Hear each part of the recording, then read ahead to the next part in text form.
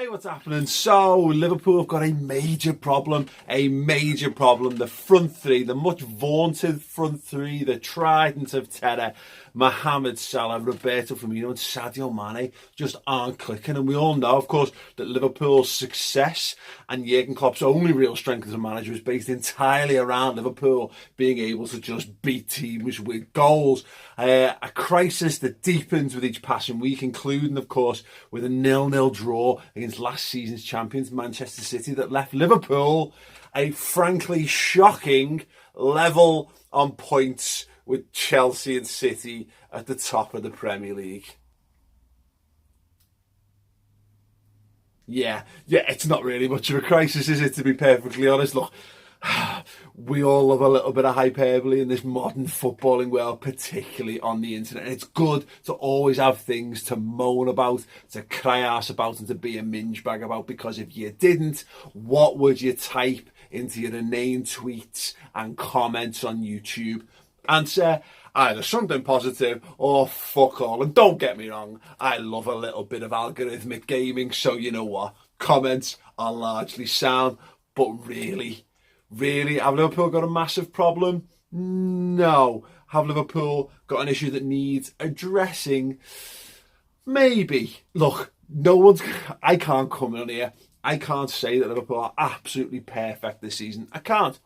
However, Liverpool are right up at the top of the Premier League, having had one of the hardest starts to a Premier League season pretty much since they've been in the Premier League. Now, Paul Tompkins on the Tompkins Times has done a fantastic article on this, which I highly recommend going over and checking out, where, you know, he looks in depth at just how hard Liverpool's start has been. I've seen Man City fans mention to me on Redmen videos, don't go on at the start the teams have had. Why? Because it highlights that Man City have had a really easy start to the season and Liverpool have had a really difficult one, and yet they remain on level pegging, on points, but of course not on goal difference, which is a lot easier, of course, to rack up when you're playing, you know, piss teams like Huddersfield and Cardiff. Bearing in mind, of course, that Liverpool have got both of those teams on the horizon, and this video could age very, very quickly, very, very poorly for me and for Liverpool's title challenges.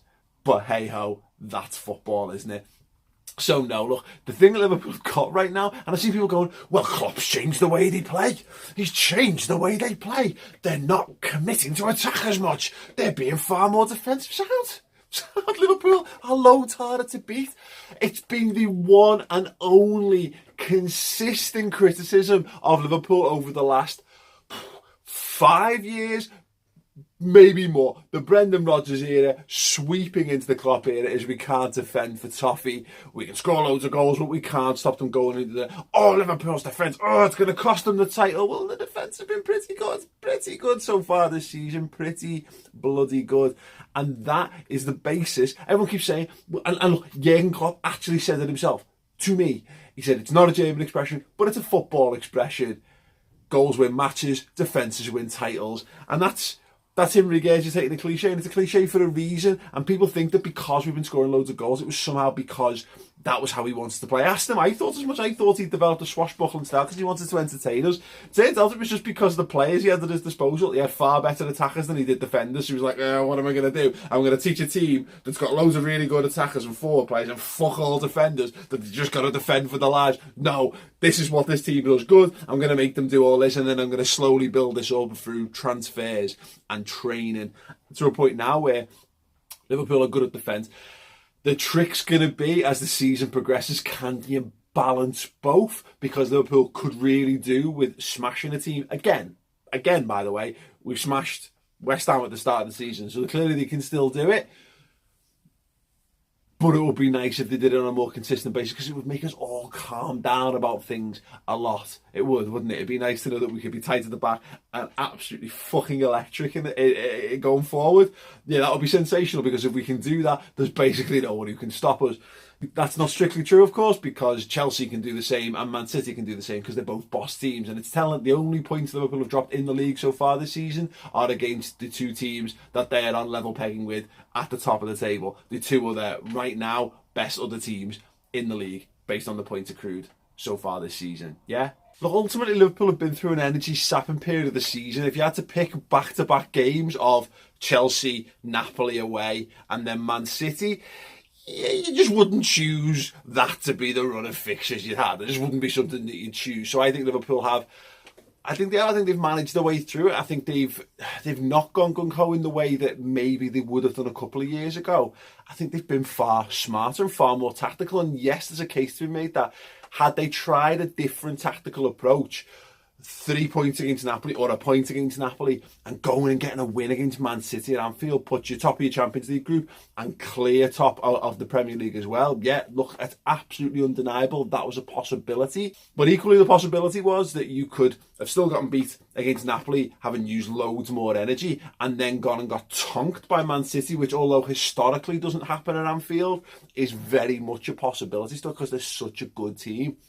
And then all of a sudden, the positive start to the season of this unbeaten run in the league and how Liverpool look like strong title contenders, it's not gone, but there is definitely it exposes a psychological weakness, and probably more so in our fans as well, because if we had a gap to us and Man City, if things were to go wrong, I'm not sure we can handle that at the moment, because right now, I've said it in numerous places, and this has been a very hard and long season already.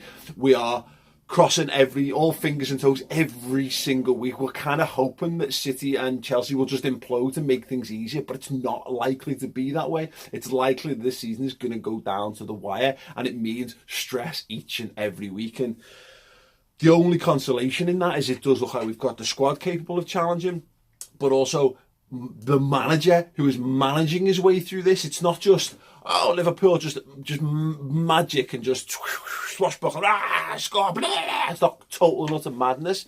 It is controlled insanity at times, but controlled nevertheless, and that's something that's been desperately lacking, and it's something that is almost always present in champions as well. So Liverpool go into a period now with some easier fixtures, and look, fixtures that, as mentioned, Man City did bloody well in, smashed a whole load of goals in and really boosted the goal difference. Now forced Liverpool to do the same thing. It hands down the gauntlet, and look, it exists in the possibility that it won't happen, because again, that's life. Everything exists in possibility, pretty much, apart from, Everton winning the league, which is just senseless dig at the Evertonians, to be fair. So yeah, it is possible they'd fuck it up, but given the talent we've got, and given that realistically Liverpool's goal scoring was decent at the start of last season, but it didn't kick into overdrive until we had Maribor in the European Cup.